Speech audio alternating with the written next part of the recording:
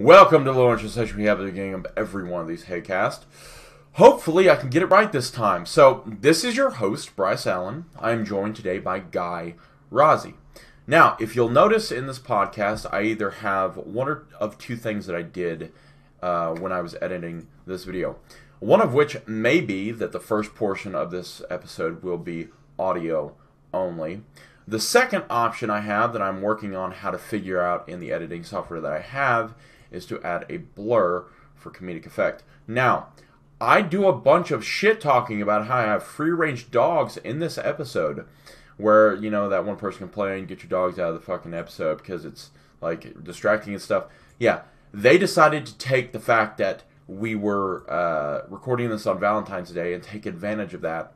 So, unfortunately, the female dog that we have came into heat and started to initiate things, and it will not be shown on this channel because super demonetized. So, I will figure out what to do with that in editing, and you can figure out what to do with this information. So, over at www.chaosandpain.com, that was actually a fairly smooth transition. Over at www.chaosandpain.com, we have Chemical 1 on BOGO. That's right, you buy one Chemical 1, you get another one absolutely free. Plus 25% off of absolutely everything, including you can use the buy one get one and then stack the 25% off code. I know there's been confusion about that in the past, that's why I mention it every single time. But without further ado, this episode I am joined by Guy Razy, physio extraordinaire, super cool guy. He actually wanted me to ask you guys a question to see if you guys would be okay with him referencing like the actual, you know, more of the nerdy scientific names for muscle groups and stuff like that, because, you know, he would like to keep the information accessible, but he would also like to go into the more physio specific episodes for you guys. So if you're interested in stuff like muscle breakdown, stuff like we can do like how to train this muscle most proficiently and stuff like that, what you can do, where does he see most of the injuries happen. Man, I'm fucking up in speech today. Okay, not gonna do another take. Center yourself. I must summon the memes. Okay.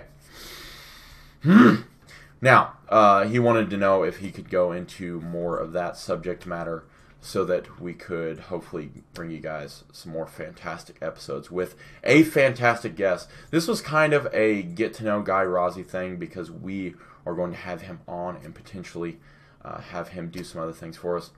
So, without further ado, I still have yet to talk to him about that, so don't mention it to him. This is our secret. But what's not a secret is everybody should be signed up to our newsletter. Without further ado, enjoy the episode.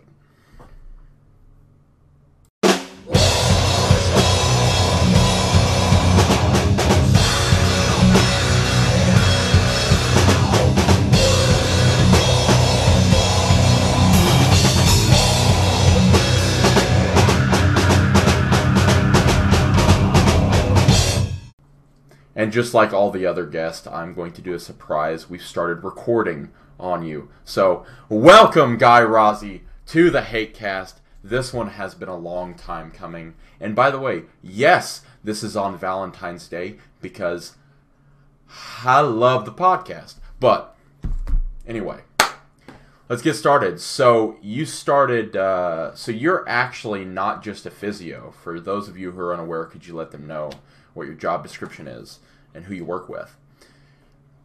So I'm a physio, I'm a clinic owner, I'm a powerlifter. I work with a lot of strongmen, powerlifters, Olympic lifters up in Montreal, in Canada. Right. Yeah, the cold place. Yes, exactly. For those of you who are American, like the majority of the listenership, so very, very, very strong guys up in Montreal. So it's kind of a fitness mecca too, a little bit. Yeah. So just like our friend Desi is up there, probably lifting a bit too much as he usually does. That has been his behavior pretty constantly. Yeah.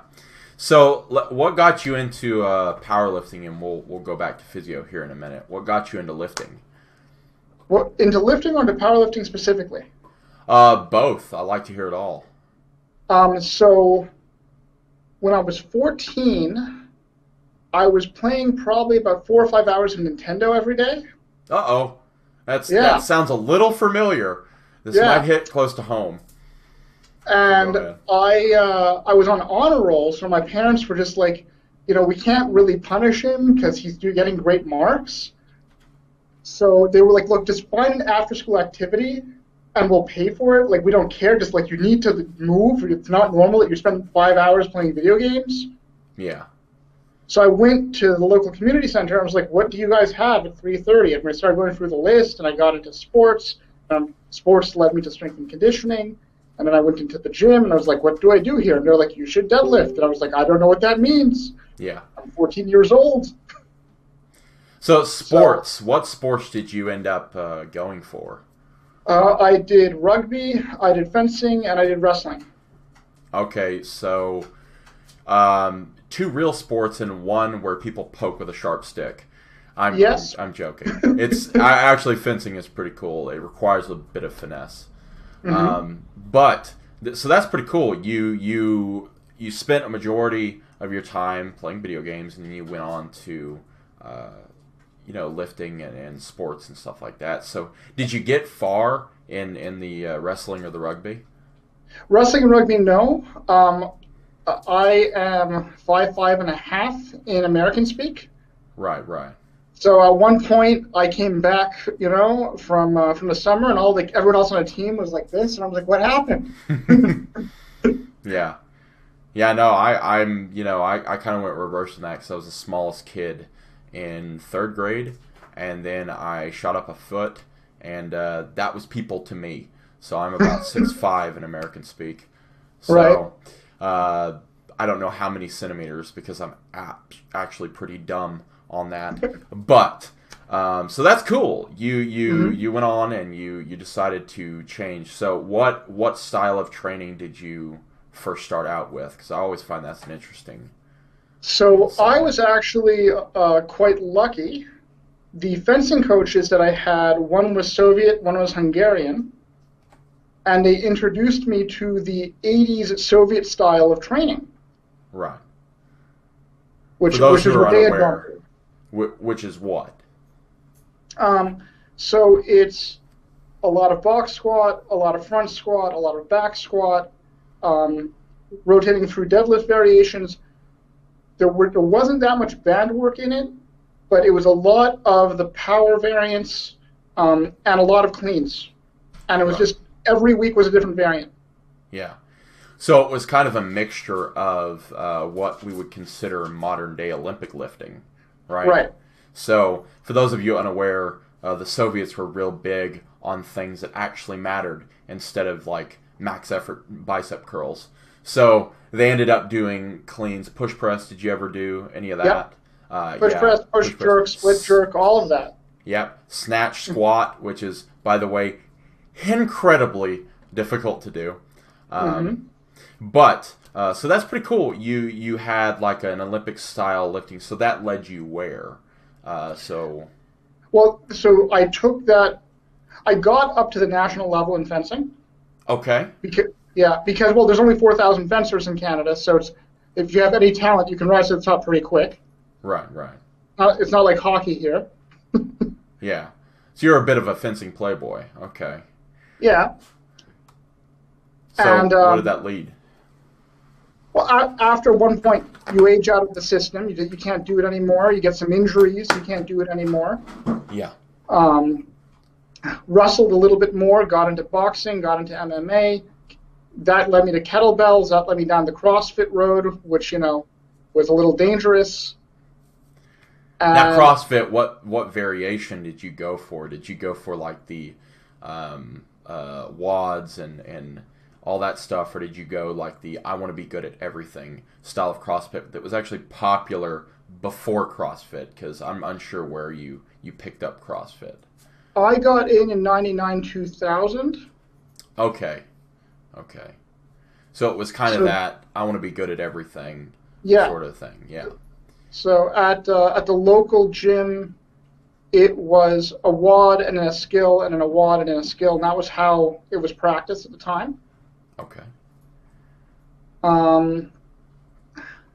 After that, I went back to school to do my master's, and I was training at the local Y, and I was training somewhere between like the power system I done with the Soviet guys and CrossFit. I was doing like a mishmash because I was in school and I just needed to like burn off energy. Right. And then I met Desi. Oh, there we go. Yeah. And he's like, well, why don't you just do like powerlifting 3 days a week and 1 day a week do your conditioning? He's like, you're already pretty strong. Like, you can just do that. Yeah. And I was like, oh, okay.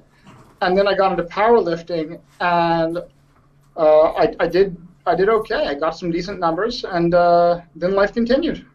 Yeah. So let's switch over to the academic side, because you have a master's. Yes. Okay. And that's in what? Physiotherapy in Canada. It would be called physical therapy in the U.S. Right. So for those of you who are unaware, you had to go to school for how long? 5.5 years. 5.5 years. So that's probably more than most people have been lifting. This dude knows his stuff, and we'll get into that. So what led you into the physio realm? Like, was there anything that kind of sparked your interest? Well, before that, I had a bachelor's in exercise science. Right. And I had worked with the RCMP, which is like our national police force here. I'd worked with the Navy. I'd worked on some films, but it's all contract work. It's piecemeal. Right. And when you're not on contract, you're eating cans of tuna and cans of peaches, and then one day you're like, if I'm going to have like a girlfriend and convince her to marry me and have kids with me, I might want to not be on a contract. I might want to have like money. Yeah. So that was basically, it was straight up, I need to find a profession where I can like earn an income. See, that's like every bodybuilder searching for the money to pay rent in their couch cushions. Yep. But yeah, so that's pretty cool. You worked on films, and I'm guessing your specialty is to either right now help people get stronger, or more likely the case in your practice, help people get unbroken. Yes. Right? So let's go a little bit into that. So what is one of the major problems that you're seeing in the strength and conditioning world right now? From just anecdotal, clients that come in and stuff. Yeah. People don't take the time to learn how to lift straight. That's it. If that would happen, 80% of my business would be gone. Yeah. It's interesting you say that, because I have been like knee deep in the psychology of, and I know this is going to be off topic or something, but bear with me. The psychology side of positive and negative reinforcement, behavioral therapy stuff, and it's just it's something that's really interesting me right now. And what you'll find is most people are religious, and I don't mean religious as in God or whatever deity. Hey guys, that made the podcast. God dang free range dogs. Yeah, we can recover. So, religion, dogs humping. It's fine. It's fine. She's just turning that age, so gotta be on that. And really, anyway, so I've been really interested in how everybody is religious, and by that I mean everybody has tenets in which they live by, right? Yes. So you have easy one that everybody knows is like from the Christian side, which is thou shalt not kill. Your Judeo-Christian beliefs, thou shalt not kill. Killing is seen as an absolute sin you should not do. And right. There's a reason why the show Dexter was so spectacularly popular, because that dude he was a psychopath, but now I'm watching them like a hawk. he had a tenet of things that he did not allow himself to do, right? Right. Only people who were bad are the people that I kill, right? Right. Well, people don't seem to, they seem to have their own tenets when it comes to lifting and nutrition and stuff like that. And just like getting into an argument on Facebook with somebody, you'll find that if something bucks their tenet, they get unreasonably angry. So, yes. What are some tenets that you think that people can kind of adapt to and figure out? I know it's bugging me now. No worries, man. Kind of, put into their toolbox of lifting and their career to not only make their career longer, but to make their life less, their quality of life improvements when they're older. So, because, if you screw up your body now, you're going to be paying for it later. Oh, for sure. Stuff you should do. Spend 10 minutes a day, every single day, doing some kind of mobility. I don't care if it's while you're making your coffee.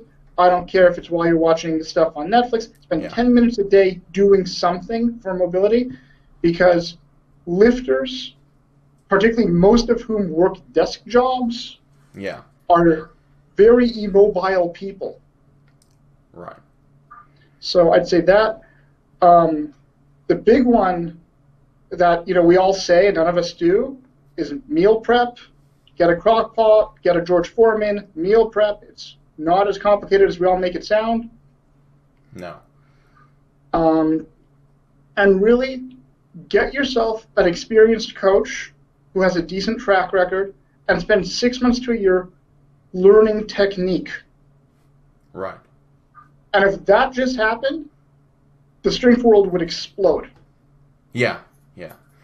So I'd like to talk to you a little bit about, this whole false bravado thing that we have going on in the lifting community right now. Whereas you don't let up, you go as hard as you can, as often as you can. Hashtag no excuses. Hashtag rise and grind. All the bullshit that leads to people being unhappy and broken eventually at some point in their career. Now, so you trained more Soviet style, right? I used to. Right. Right. And that can sometimes lead to injuries. So yeah, definitely. What are let's talk a little bit about endurance, right? Because that's what's been interesting to me is playing that fine line of endurance to power ratio that big guys don't seem to have nowadays, that we're missing. So how can one do that? How can one get more? Cardiovascular endurance or muscular endurance? I'm not really sure. More than 5 reps is cardio. That sort of thing. Because their cardiovascular system's actually in pretty good shape. Right. I have my own theories where it's like, tendon endurance and that lactate threshold that they're not even touching, right? No, they're not getting anywhere near that. Yeah. So... because the sport doesn't require it, what ends up happening is they're in the 1 to 3, 3 to 6 range. Yeah. Which, sport-specific training is wonderful, but then to do no conditioning, whether that's going to be slightly lower intensity, higher reps, or some other activity that requires athleticism and multiple fitness qualities, just to make sure you don't become, the robot. Yeah. And 90% of lifters don't do that. Yeah. So what are some movements and how would they implement that into their current training? Just as an example, Ido Portal's squat routine is something I give out probably on a daily basis. Yeah. You'd be amazed how many people can't sit in bottom squat who call themselves lifters for more than 2 seconds. Yeah. And I know we only have to be there for 2 seconds, but if you can't be down there for 30 or 40, you might want to ask why. That's where your expertise comes in, is because you know, a lot of people, why doesn't even come into the equation. They're just concerned about getting the weight up.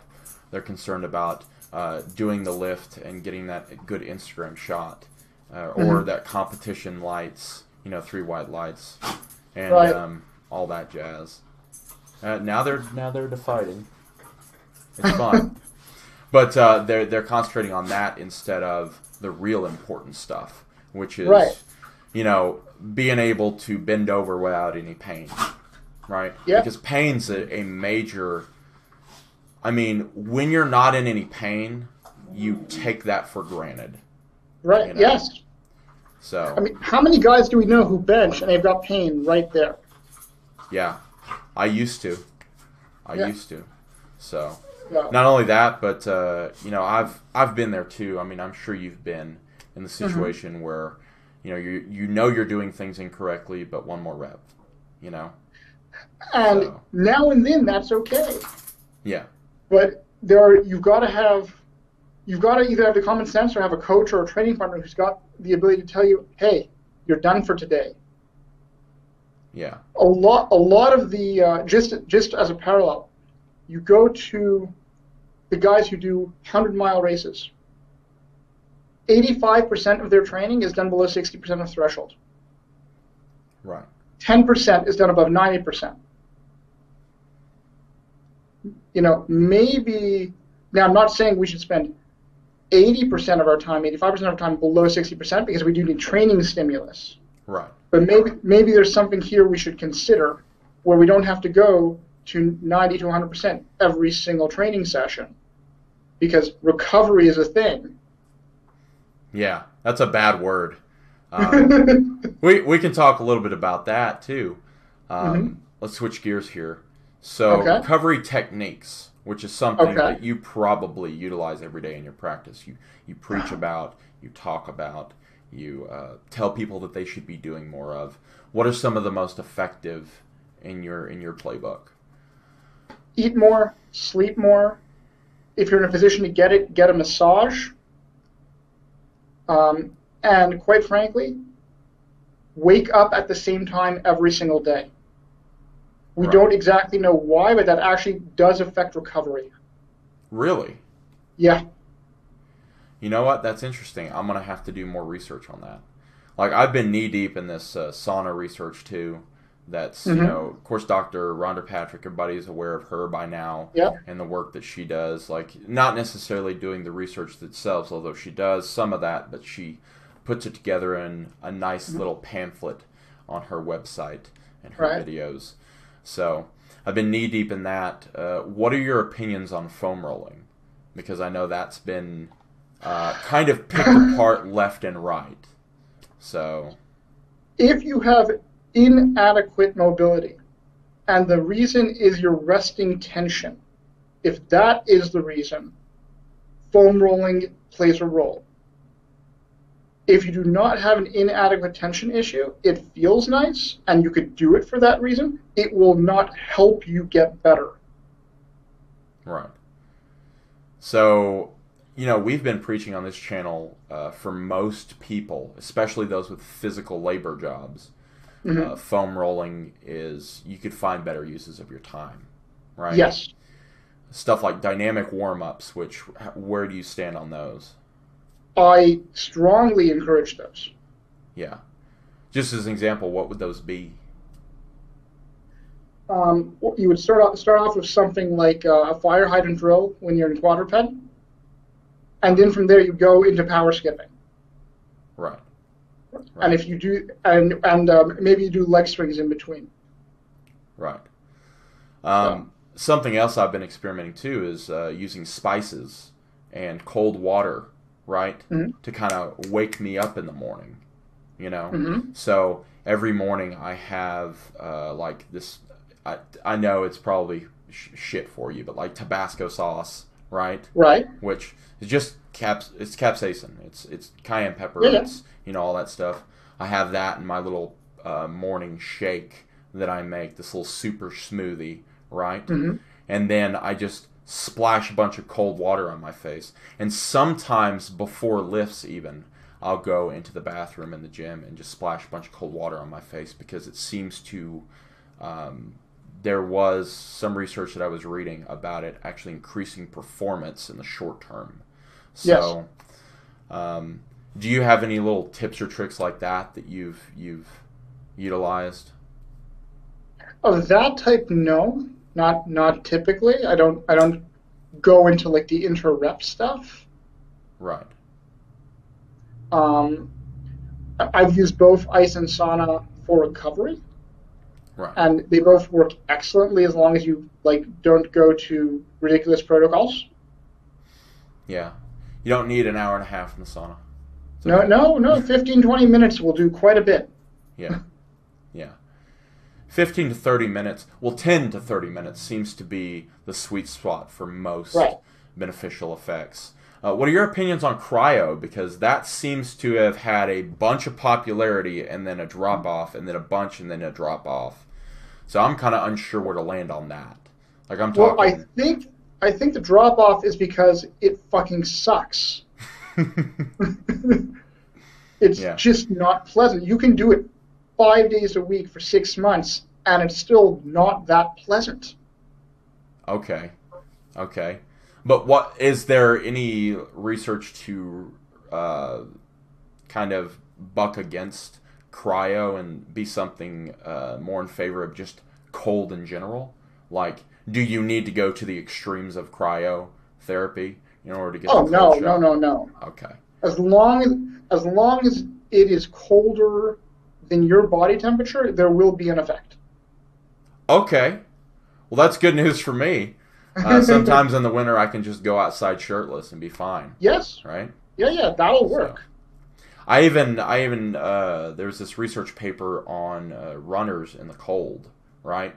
Because, it used to be, perhaps, years ago, it used to be thought that cold and joints don't exactly go hand in hand, right? Yeah. Because they had, like, whenever it gets cold outside, my joints hurt. Well, what they found is that may actually... The daughter's home. That's why they're whining. We'll be right back, because my dogs are mean. We're back, and now we can concentrate, because the dogs are gone. That one person that complained a while back. They're free range. Get used to them. But anyway, so for cold exposure, specifically, something like a cold shower or something like that would be completely fine for people. Yes. Right? Now, I encourage most people just to end your shower with a 2-minute cold spell. You'll get enough benefits. You'll stop yourself from sweating. And you'll stop yourself from sweating. Yep. So it's another added benefit. But go ahead. You were saying you'll get... If you want to go down the elite athletics route, then you have to make other choices. Right. Then so let's talk a little bit about that. So elite athletics route. Right. So most people that listen to these podcasts are interested in the of course general recommendations, the blanket general recommendations, but they're also interested in that extra little 1% that they can kind of irk out of absolutely everything. And I know this probably drives you crazy, right? Because they miss the 90% to get the 10%. Yes. Right? Yeah. But let's talk a little bit about that 10%, and we'll go back to the 90. So what are some things that you've seen very effective for the elite level athletics? Much to my surprise, bands work. Bands really get the job done. Bands as in? Band training. You put bands on the bar to do acceleration training. Right. A lot of guys are very strong, but they are grinders and they have no explosiveness at all. And all right, don't try and call me out on this podcast, okay? Come on, man. Come on.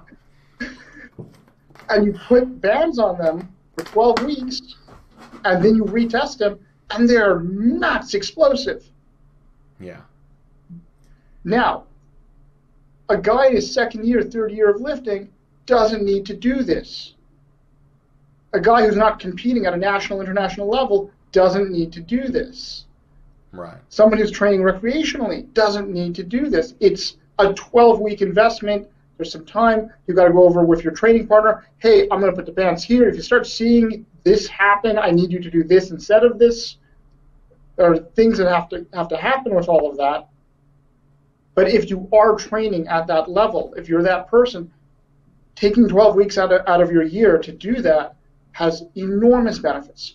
Plyometrics, if you have 6 to 8 weeks, enormous benefits.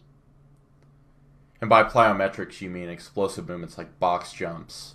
Yeah. Of course, being the most popular that you see on Instagram. Right.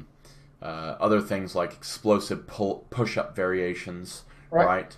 Where you almost fly Just dropping off a box and then jumping, or dropping off a box and going into a quick sprint, has huge carryover. Right. And it, like you said, it's not something that you can just add into your routine one day and get the benefits from and then quit doing it, right?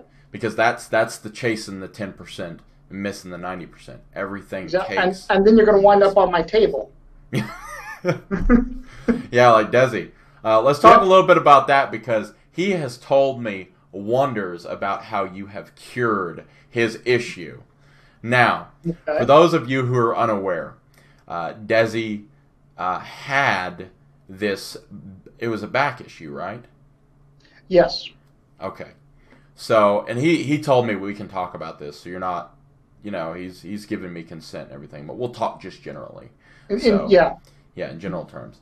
So, if somebody had, for example, right, a problem of perhaps being out of alignment, right, when it comes to their just general posture, because that's something we don't, whenever we think of strength and we think of explosive power, we don't think about balancing a book on our head. We don't think about posture, but it is so important. Having your chest open up when you bench, right? Not sitting like I am now, stuff like that. And there are some simple things that you perhaps told someone to do that somebody could take advantage of, and let's go a little bit into that. So what's the physiology behind that? Why does that happen? So you've got the 33 spinal vertebrae. Okay.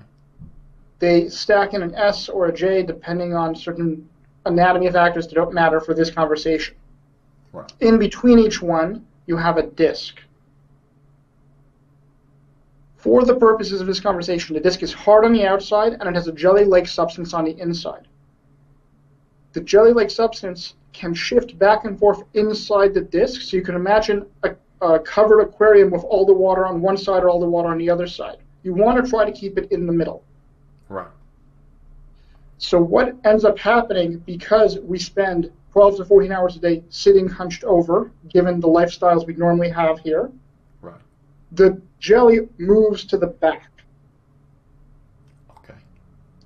Then you put a compressive force, like a squat, like a deadlift, anything in that line that's going to pull your spine down. And now your spine is every single vertebral joint going to be 1 or 2 degrees off. Right. But now you multiply that by 33 joints. Now, if that happened to a building, it would collapse, by the way. So, just to give people another analogy, right? And just like you said, have you ever, I know there's probably people that have never sat on a waterbed, but it's kind of exactly like that. Yes, right? That's actually a very good example. So, just like when a waterbed, you could just, look, those things are going to burst eventually. It'd be okay. But, for the example of this, if you've ever sat on a waterbed, the water moves to one side and the waterbed is compressed at the point in which most of the pressure is on. And like he's saying, it creates structural issues when it comes to the body, the way that everyone's specific, because I hate to say it, but it's true. Everybody's a specific little snowflake when it comes to the way their body works, right? Yep. Some people have a leg that's shorter than the other. I mean, you probably run into that all the time when it comes to athletics. Often, probably once a week. Yeah.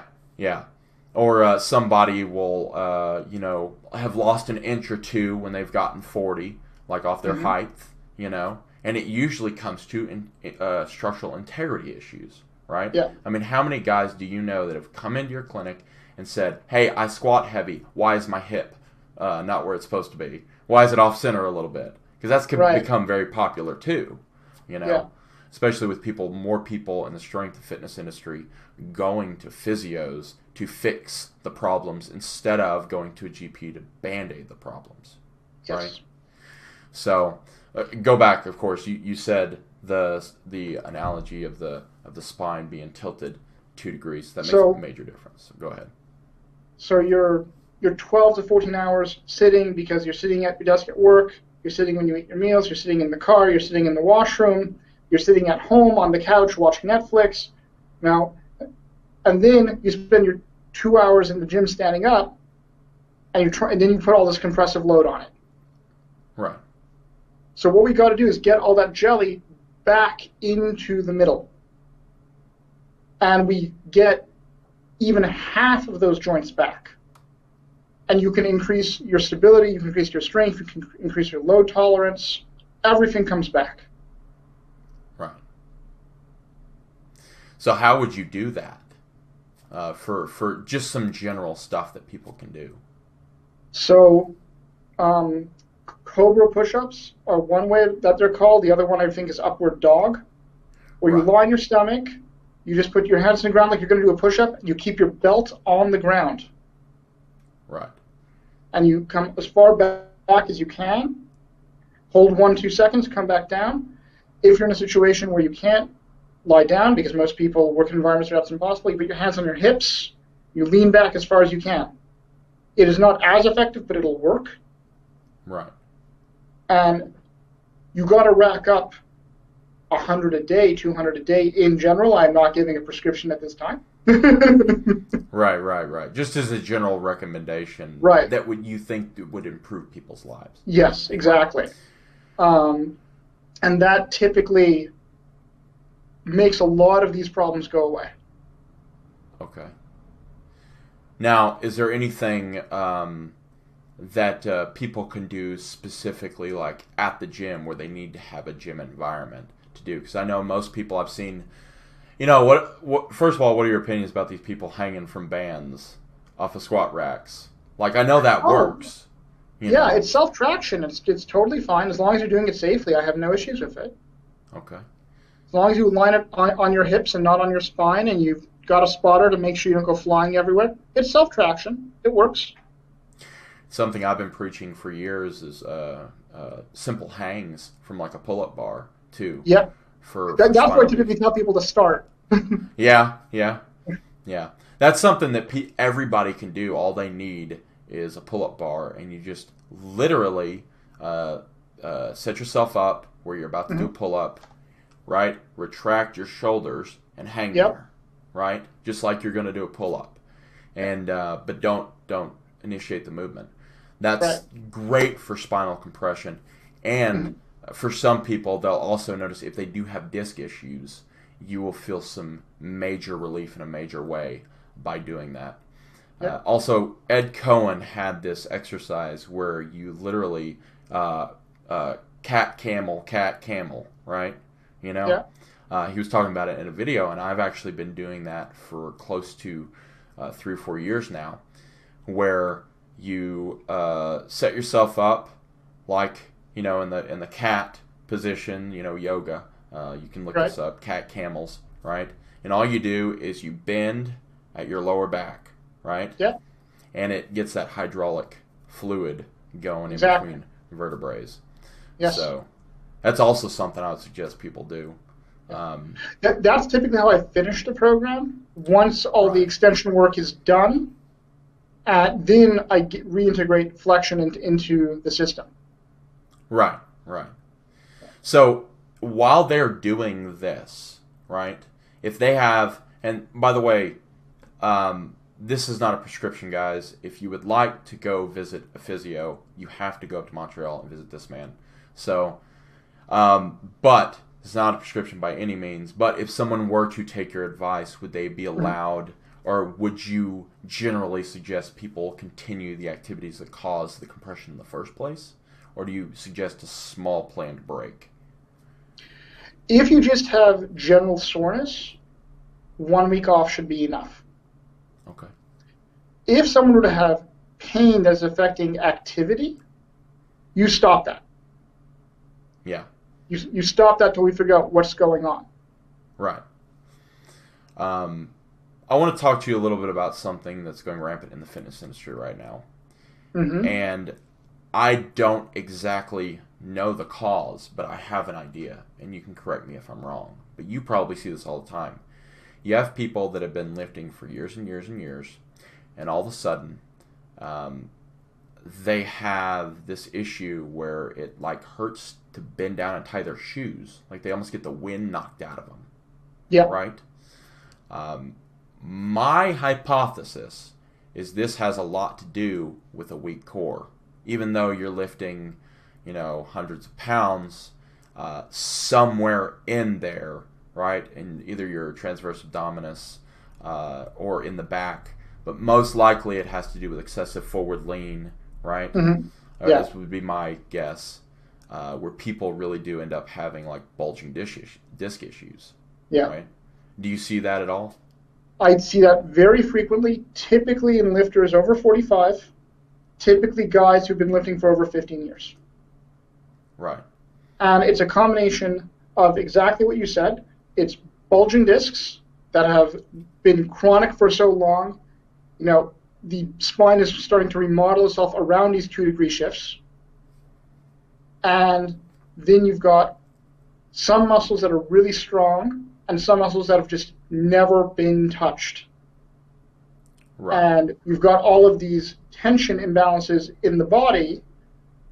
So things are being pulled some ways and pulled other ways, and the entire system is being thrown off.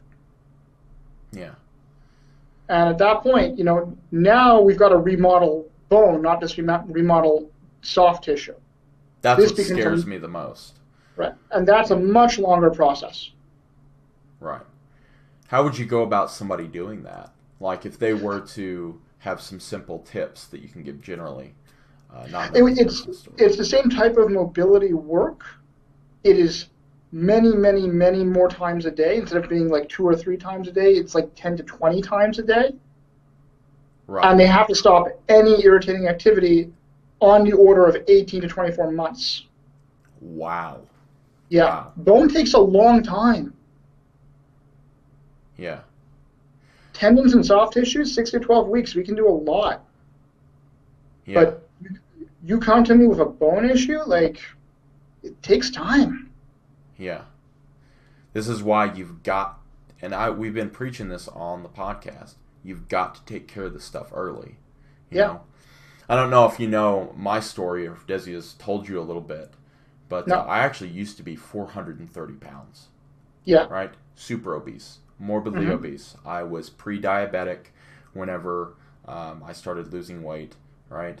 I was at the point where I couldn't tie my shoes at 16 years old. Is really, really in bad shape.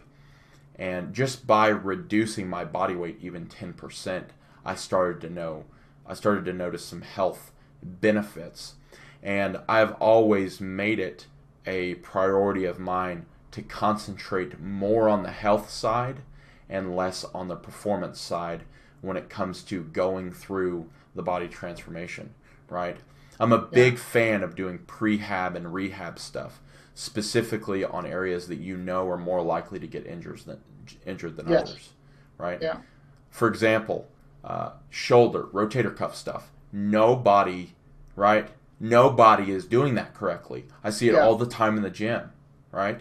You have people putting, having the full stack of the cable machine and doing this, and it's like, you see any of that stuff and it just makes you cringe? Yeah. So I rehab shoulders probably every day I work at this point. Right. Most people, 2 to 3 pounds is all they need if they can position themselves correctly to access only that muscle as the prime mover. Right. And I want people to understand this. when I get a pro football player or a pro hockey player, they are doing 12 pounds. And these are people paid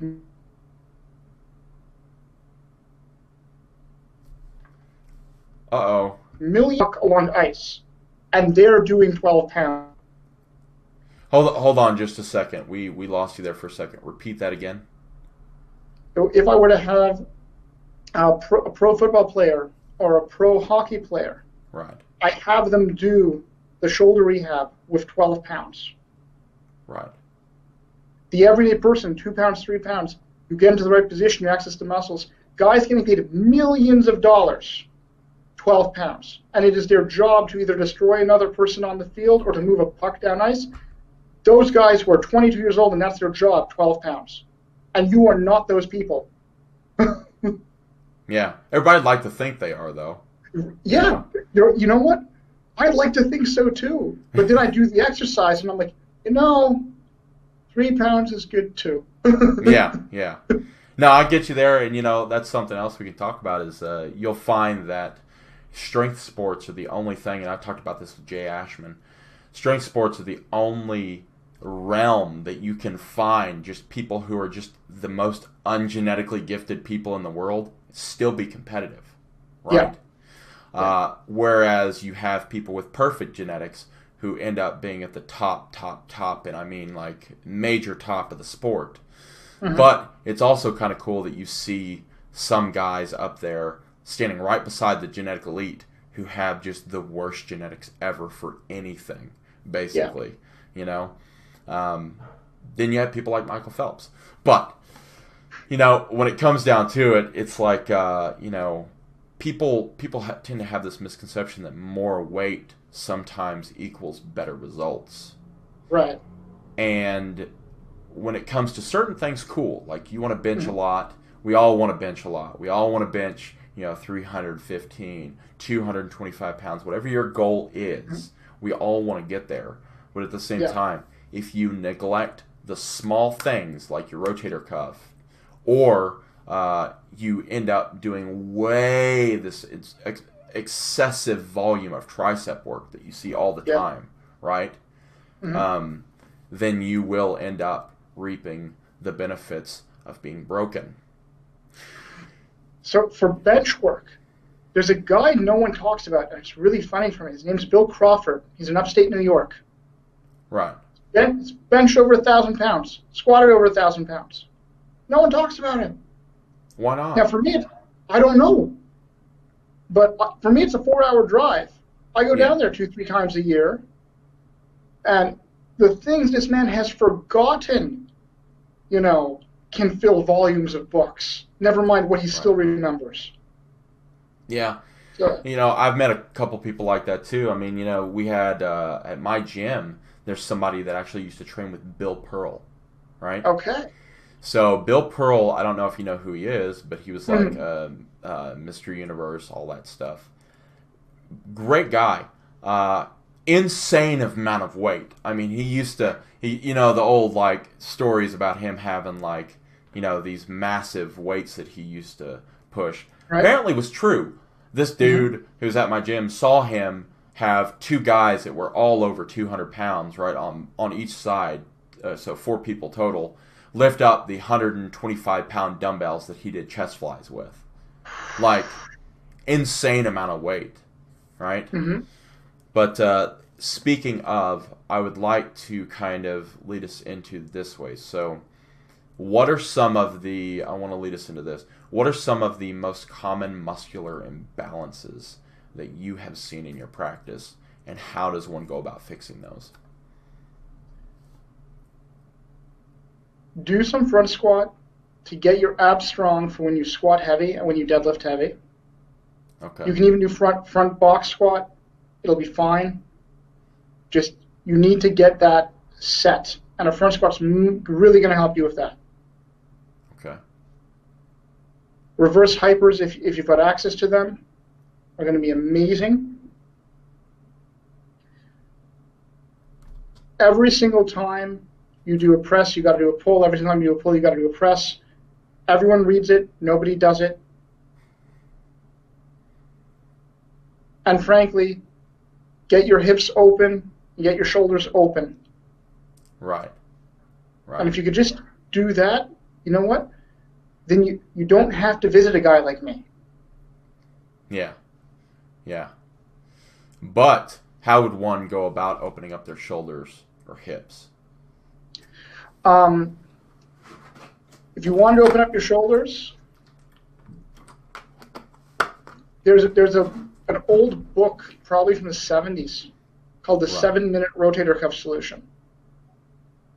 Okay. And it's got about 14 exercises in there. I typically give out for side-lying external rotation, side-lying horizontal abduction, retraction, side-lying internal rotation. You knock that out, you solve 90% of your shoulder problems. Yeah. Yeah. And what about tricep tendonitis? I just said. Huh? I realize no one knows what I just said because I just gave all the technical terms, but... Hey, man, it'll be okay. No, I mean, so go ahead and explain those a little bit better. So you're lying on your side, right. Your elbow is stuck on your ribs, and you're going to twist out. Everyone does it standing on the cable machine. You've got to be lying on your side to really isolate the muscle. Right. Next one, I'm going to try and do this. You're lying on your side. Your arm's out in front of you. Bring it up over your head. Right. You're lying on your side. You've got a cable here. You bring it in. And scapular retraction, you bring them together down. Right. Now, see, I like using a seated cable row machine to do the scapular retraction work, right? Right. Or hang from a pull-up bar and just retract my shoulder blades. That's fine. Right. That'll work just great. Yeah. Because if you are someone who loves to show off, hanging from a pull-up bar doing those scapular retraction thing does look pretty cool for an Instagram shoot. Yep. But I will say there's one that I would add to.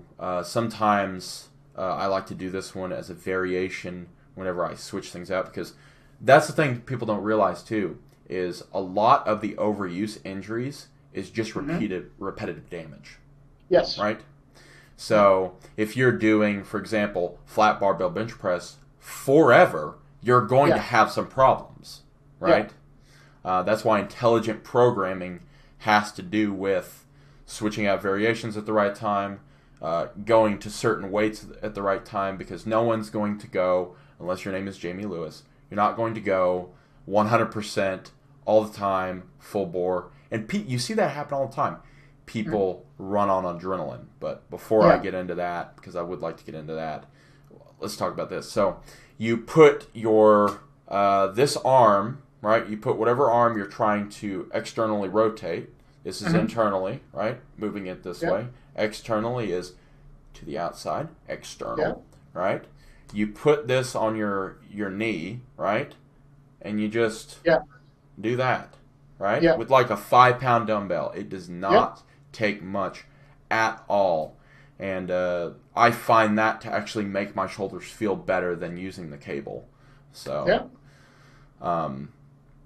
but let's talk a little bit about the adrenaline thing real quick, right?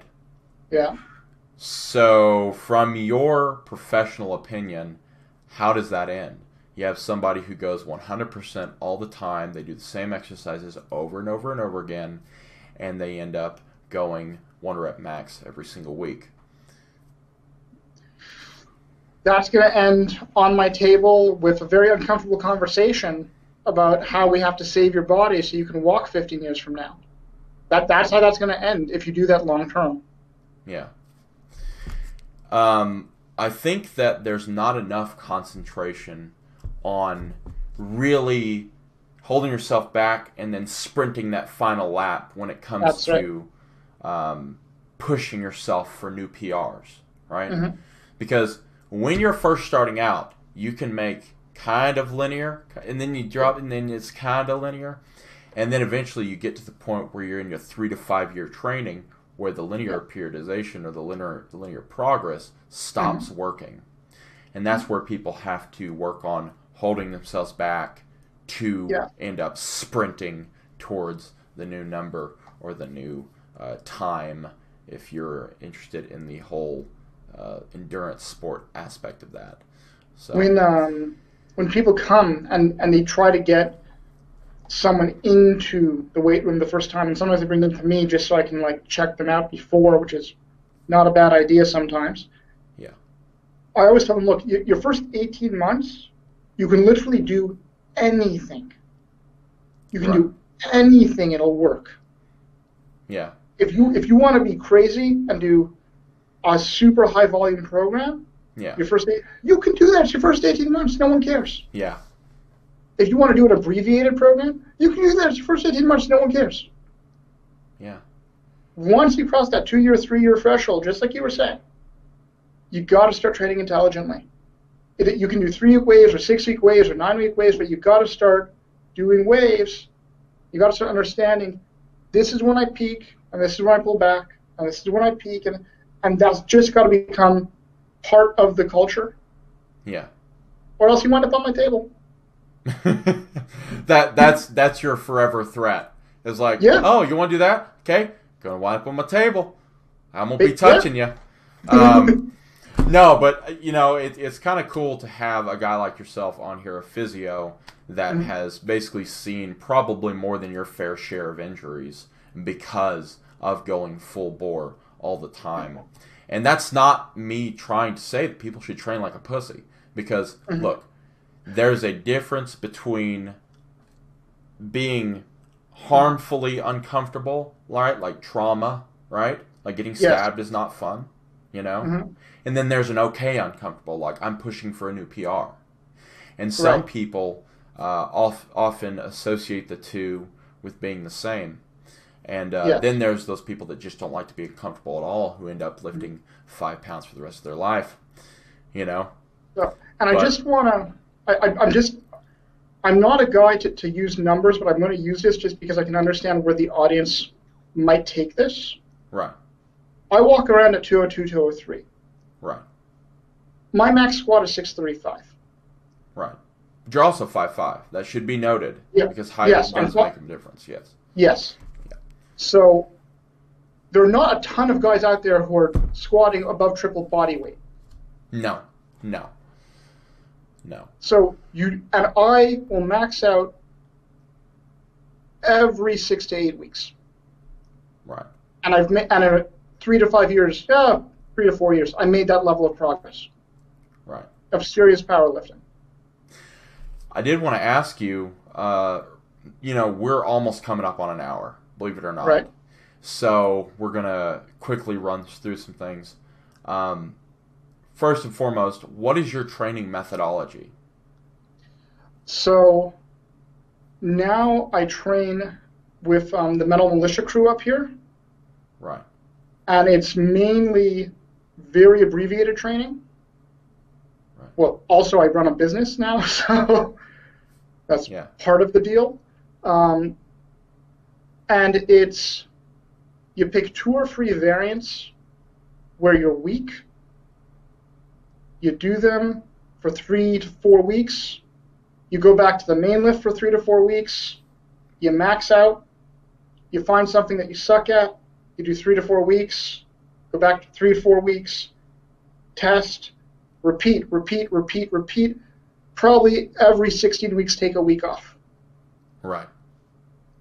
Now, is that a week no weights? Week below 50%. Okay. So like a deload, what would be considered deload now in this weird culture that we have on the internet? So, like I've said before, Jamie and I, and even people on this podcast, we all train differently. And that's one of the most beautiful things about fitness, bodybuilding, whatever have you, right? And me and Desi were actually just talking about the way we train is actually pretty similarly. So I told him that I train kind of like you and Desi. So I have these blocks, right? Now I don't like the phrase block periodization because I think that gets abused. But I have training blocks, right? So for like 8 weeks, I'll pick a couple different variants of something, right? Work getting really good on that, and then if they're the same muscle group, like so let's just say one 8-week block, I'll do barbell bench press, and then I'll switch to dumbbell bench press, right? Right. So kind of like you, I'm guessing, although mine's probably a little bit more isolation work because bodybuilding and stupid beauty pageant, but but as long as you're comfortable with it. You know what? I'm not. Man, it's the only freaking sport where you have to go up in a freaking Speedo, shave yourself from head to toe, and then smile and flex your muscles while everybody admires you. It's really fucking weird. But I'm ready for it, man. I got this one last trip to Austin where I am going to completely go off the rocker on my diet and then cut back down and then start bulking up to, I think, 325 is where I'm going to end up at. Oh, so, wow. I'm 6'5". Yeah. So that's going to work. Yeah. So, but it's going to be a lot of work. I'm going to have a lot of fun with it. But in the meantime, I'm going to hopefully not get jacked up because I'm going to take some of your hints and steal them and use them and hopefully not end up on your table. But I did want to kind of ask you what, and I know like ER people get asked this all the time, right? Like, what did you find in people's butts? Like, but I'm not going to ask you that. I'm going to say, what are some of the most jacked up individuals or some of the most jacked up cases that you've had come into your clinic, and how was the success story? Like, walk us through that a little bit. Give us two or three cases. The worst case I ever had was a young lady, about 24, 25 years old, was riding her bicycle. Right. And a bus decided to run her over. Oh. The doctors, God bless them, spent 6 hours in surgery, saved her life. It's a long surgery. Yeah. Multiple things, spinal, pelvic, shoulder, like a lot of things had to happen to keep her alive. Right. And then someone had to spend 3 years teaching her how to walk, teaching her how to use her arms again, teaching her how to feed herself. I mean, it was a 3-year process. Right. But she went back to work at 90% capacity. 90%? 90% of her previous capacities. For someone who had 6 hours of surgery, had a bus run over him, and then, okay. Wow. Yeah. That's a high, like that's a very good rate of recovery. Yes. Well, and that's when people are like, oh, I got to take a week off so you can fix my shoulder. I'm like, dude, like, do you want to have a real conversation? Yeah, but you know what? It's that never any days off, like no excuses, hashtag rise and grind, listen to death metal. Right. Drink all the coffee in the world, bleed out my nose a little bit at the powerlifting meets, pay no attention to the white powder in the restrooms. And, it'll be fine. Like, it'll be fine. It's just a little Band-Aid on there. Yeah. So, what's another one? There was a lifter from Virginia, a pretty well-known power lifter, had a shoulder injury, lost about 100 pounds on his bench. Right. X-ray was normal, MRI is normal, doctor doesn't know what to do. You know what? Heard about me through some people. He came up to New York when I came down to New York, worked on him, 100 pounds on his bench back. That's 2 hours of work. Okay. What was, in his case, was it a tendon issue, I'm guessing? It wasn't a tendon issue. So the shoulder sits inside a socket. Right. It was here. Okay. Like, it wasn't out. It wouldn't show up on an x-ray. We're talking about, like, 2 millimeters. Okay. But if you think of the mechanical tension required to bench 500, 600, 700 pounds, that 2 millimeters of stretching everything out, that's going to be enough to mess you up. Yeah. Yeah, because people don't realize it's like, Ryan Skelly, who's been on the show before, he actually has his hips off 40 centimeters. Like, they're right? They're off center 40 centimeters. Wow. And whenever he found out that news, he's like, oh, that's why I can't back squat. Right? Yeah. Because it's almost like you have to relearn how to use your body at that point. With Yes. that amount of... And 2 millimeters, trust me, it makes a gigantic difference. Because this is not the first time I've heard about that happening, right? Is people having these gaps. Right. You know, I mean, even, I think, I don't know if I can say his name, but a friend of mine who was a powerlifter, bodybuilder, actually physique guy, he ended up having his elbow, right, came out a little bit. It was weird. It was bizarre, right? Yeah. And he's the same guy that also, just like me, because I actually had something rare happen to me whenever I was young. I lost tension in my Achilles tendon. Oh. They can lose tension. I did not know that. Yeah. Yeah. They can just go, nah, and then, like, you're screwed. And then you have to wait for them to kind of, like, regain that tension.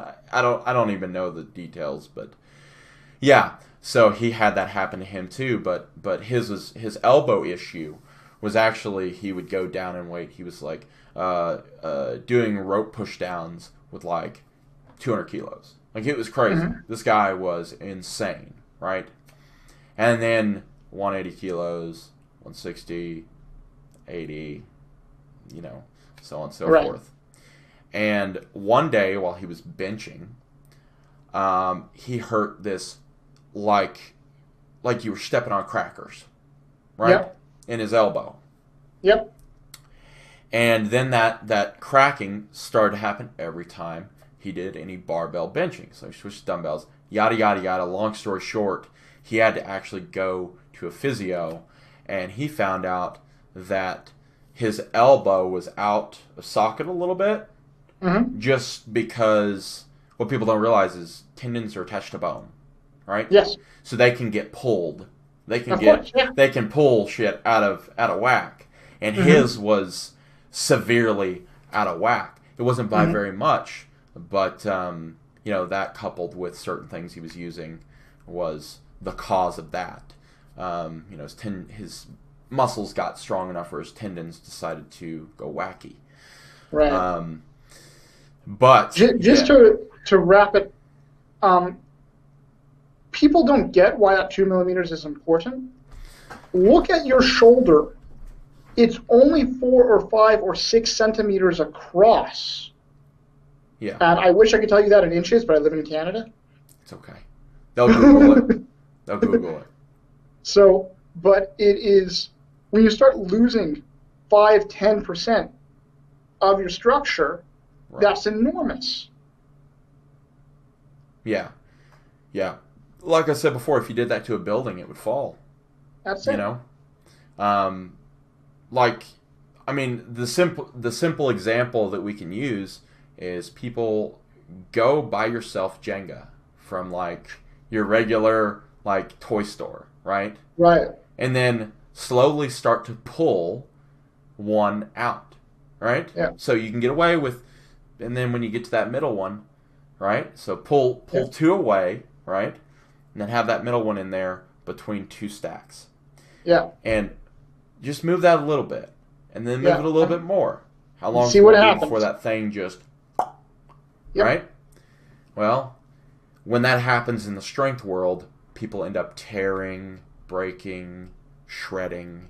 I mean, I had a friend of mine who used to do injections into his knee, right, with certain things, and he ended up getting really, really strong and everything like that. And then one day he went down and squat, and it sounded like a trash compactor going off. And what had happened was he whenever he was pinning, he tore his some meniscus, right? So he actually hit. Getting it every time? After a while, he was doing that, going through the pain, and then he thought it was just, you know, heavy weights, and, you know, he was using wraps. So you'd wrap, you know, as a Band-Aid, like you see most people do nowadays. You know what? Let's end on that, because I think that's something that we can go into that's more your speed, right? So powerlifting equipment, right? I've heard conflicting results on this. because I am going Okay. to start using knee wraps and elbow sleeves. I'm sorry, knee sleeves and elbow sleeves, just because I'm getting to the point where I probably should invest in those now, right? I mean, I'm not near your squat, right? But I'm 4 plates. I'm also 6'5", so the first thing to go in taller guys is your knees, your lower back, and your hips, right? These all seem to just, screw off. But I've heard conflicting information about this. Do they damage your knees? Knee sleeves. Knee sleeves or wraps. Let's talk about both individually. So, if your tibia is aligned properly, and if you are squatting straight, there's no way they can damage you. okay. You're talking about sleeves, right? Yeah, or Okay. even wraps. It would be the same thing. Even wraps? If your tibia is in line, which most people's is not, but if your tibia is in line and you are squatting properly, Right. there's no way if there's a misalignment, now you have a real chance, particularly with wraps, less so with sleeves, but even so I could see it happening, where you're going to compound the misalignment, and now you add a compressive force, and then you wind up on the table. There we go. I think I see the theme for this episode. I think I'm going to title it Guy Razy, and then you end up on my table. I think that's what I'm going to do. Let's talk about belts a little bit, because most people don't use belts properly. Right. So, what's the proper way to align a belt on your torso? It's going to depend to some degree on your torso length. You and I wouldn't go the same way. Right. For a guy my size, I typically I put the buckle just below the belly button. Right. And I hold everything as tight as I can. One of the things people need to understand with a belt, you wear it for your set. It should be tight enough that you wear it for your set, and when your set's done, you take it off. And if you can just walk around and go to the fountain and you don't want to take it off, you don't really need it. Yeah. It doesn't have to be uncomfortable, but it should be tight enough that when you're done, you're like, if I don't have to wear this right now, I'm going to take it off. Yeah. Yeah. Yeah, I see that all the time. People like going over to like a leg extension machine and just wearing their belt while they're doing leg extensions. Okay. Like, it keeps my waist trim. Nah, not getting fat does. But hey, I'm a realist. You know, what do you think about that, too, is for a while there, bodybuilders were using a belt, and absolutely every facet of training, I don't even know if that's still around, but they think it keeps their waist trimmer, right? They think that it fights against their genetics. You're allowed to believe what you want in a free country, even if it has no basis in reality. Oh, okay. You can believe it. It doesn't mean it's true.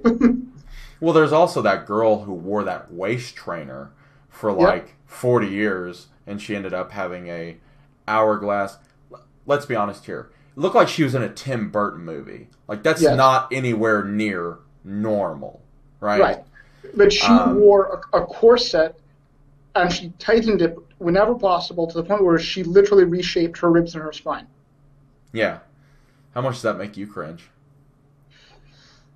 It's an appendix in one of our orthopedic books when we go to school. It's really? And this is an extreme case. Yeah. So we all learn about that. She ends up on your table. She will. Yeah. Yeah. But and let's get to the other ones. So elbow sleeves. Yeah. They seem to be okay. Again, as long as your ulna is in proper alignment, I can't even see how they would damage you. Okay. And wrist wraps. See, they're my favorite because it's hard to screw up a wrist wrap. It's hard to screw up a wrist wrap. You need to have full range of motion. Assuming your wrist has full range of motion, there's no problem. Right. What happens often, in my experience, keep in mind this is the population that comes to see me. Right. They have a desk job. They come to see me for carpal tunnel. carpal tunnel, we start doing standard carpal tunnel treatment, it's not getting better. I poke around, and then I'm like, oh, you also bench 3 days a week, and you've failed to tell me about that. Oh, you also wear the tightest wraps that you can possibly tolerate while we're treating you for carpal tunnel. Yeah. So wearing wrist wraps is fine if you've got full mobility, if everything is functioning, if the carpal tunnel itself is open and neural signaling is going through. If you have an underlying pathology, don't. Okay. Not worth it. Okay. No, that's it's funny that you mention that, because what I see a lot of guys do is they will use wrist wraps and they'll use it for everything, right? They will never remove their wrist wraps no matter what. They could be, laying pipe with the missus. It's Valentine's Day after all. Let's go ahead and bring that up. And they got their wrist wraps on there because it makes them look good for Instagram. It really does annoy me, by the way. But what you'll find is that, especially when doing something like pull-ups or something like that, where they're wearing wrist wraps, they're abusing the equipment that they're trying to use for safety, right? Is their forearm flexors. Oops, I got to cut. Their forearm flexors will end up getting weak, and they'll have a little bit of inside of the elbow tendonitis because they're overcompensating because they can't, they have basically no wherewithal of how their wrist works, because that's the main important thing you should pull away from this episode is get in touch with your body, right? Yep. You should have full range of motion whenever possible, right? Yes. You should really work on mobility. You should not do things that is wrong, even if it bucks your religious tenets on the way that you do things, right? Yes. And you should obviously, if you do end up on a table, it should be his, and hopefully you don't end up there. So I think we're good, and we're signing off here. I would like to thank Guy for joining us. Yes, that is his name. He is a cool guy. I'm sure he's heard that joke before. But I thought I would make it anyway. And just like I did with Jay Ashman, I'm going to go ahead and tease this live on the Hatecast. So, if you'll excuse me, I'm going to be rude for a second. Just got done recording an episode with Guy Razy this weekend on the Hatecast. So, it is Valentine's Day. I spent the day with another dude. That doesn't make it weird. Stop staring at me. Go about your business. Watch the Hatecast. Boom! Professional. It was a little weird. Might re-record it. Nah, not going to. It's fine. Thank you for watching the Hatecast. Like and subscribe. Click the pillow. It does nothing, but it does give me joy. Go ahead and subscribe on the little bar below. Click the bell icon to make sure that you are notified of absolutely every Hatecast. And I will put him on the spot and ask him this right now. Can we have you on again? Of course. And you know what I think we'll do? Since you are a physio and you get questions all the time, we will do a Q&A because we fish for content around here. Okay, that's fine. I'd be happy to do it. All right, guys. We will see in the next one. Peace.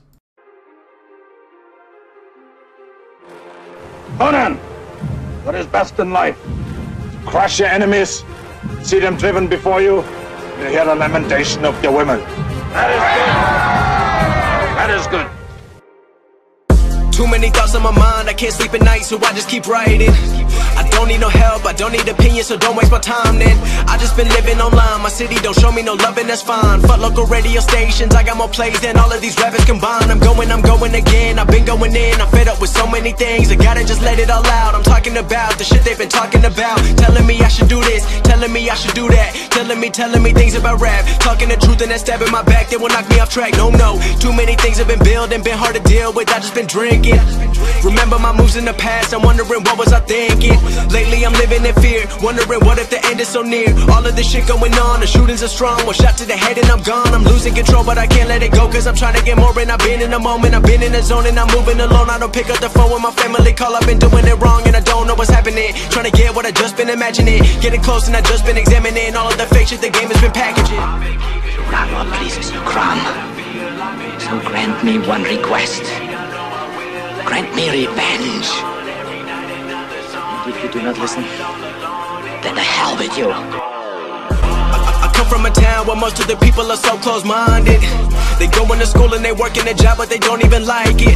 I won't be put in a box. Nobody telling me what I should rock. Nobody telling me what I should drop. Cause I do what I want and just know I don't stop. Recording till 4 in the morning, they snoring. I'm pouring my soul into every story. I'm writing, producing, I mix it, I master. I'm building my craft and I'm not looking back. I've been going doing things I wanna do when I want to. Everybody wanna get a win, but they not do. Everybody wanna copy you, but they not you. Everybody wanna be cool, but they not new. Whoa, look how I go. Gonna be a dentist, I still got the flow. Never gonna lose cause I'm still doing both. Never gonna lose cause I've been on the road. Come to your state and I'm killing the show. Know that I'm young and I still gotta grow. Know that I'm working the most, know I'm never gonna choke. And I'm looking back down on the people below. I've been keeping real, I've been doing what I feel. I've been out here trying to kill every beat I